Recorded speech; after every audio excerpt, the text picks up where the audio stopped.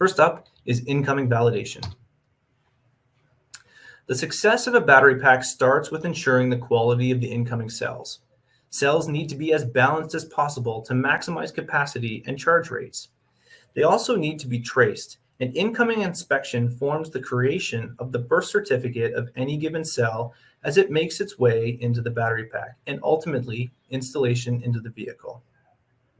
Barcode scan, open circuit voltage testing with rapid reject and sorting schemes are critical.